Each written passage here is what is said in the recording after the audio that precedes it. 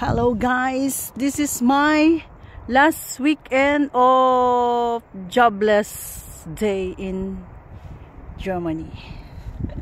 Yeah, this is walking around the forest with my honey, my supportive honey asawa. Magandang hapon. Magandang hapon, everyone. Hapon. Sa inyong lahat. Sa inyong lahat. Mahal ko kayo. Mahal ko kayo. Kabayan. Kabayan. See? Yeah. He speak in Tagalog. I had to teach him one by one. Day by day. Du musst besser Deutsch lernen. Yeah. Du besser lernen German. He has to learn Tagalog. I have to learn German. My goodness. I really need it for work, guys. It's not easy. It's not easy to talk in German. This is a difficult language for me. I hope I can pass this language. I can learn. And this is the beginning of my journey to work here. On Monday I have to begin to my work, to my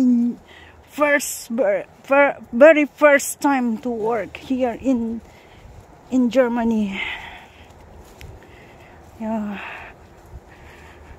My goodness. Sana magkaintindihan kami ng mga katrabaho ko, ng employer ko, Lord, please. Ang hirap.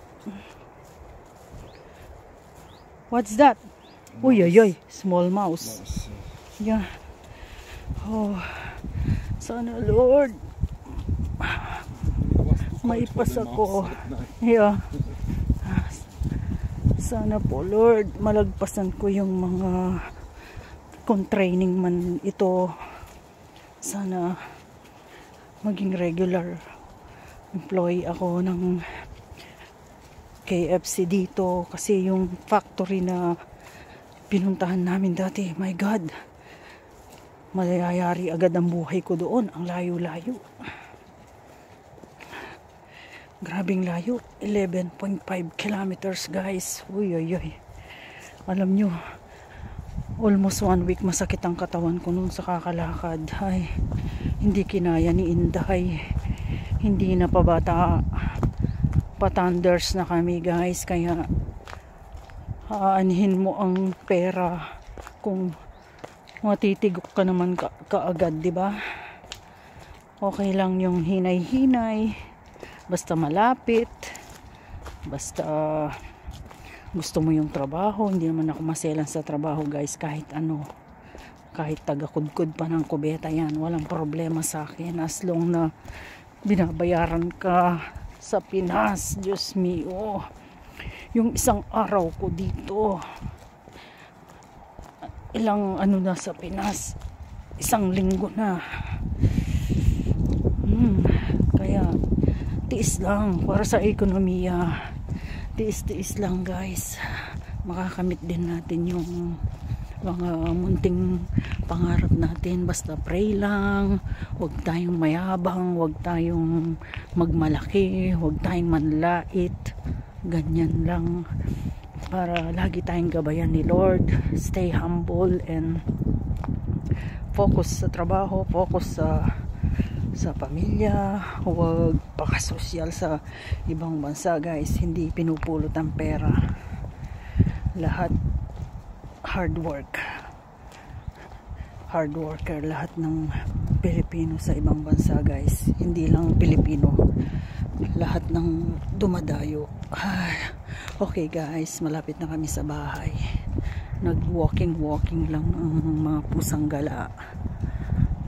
Sana subscribe nyo naman kami kahit minsan lang, kahit one time lang guys.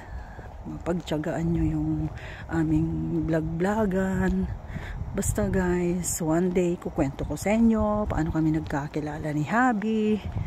Ang super bait kong hubby, super funny, lagi niya akong pinapasaya, pinapatawa. Pareho naman kami, pinagtagpo kami, mga bungis-ngis. Kaya we are the happy couple here in Europe. Simple living lang. Okay guys, bye bye na. Muah muah muah. God bless us all.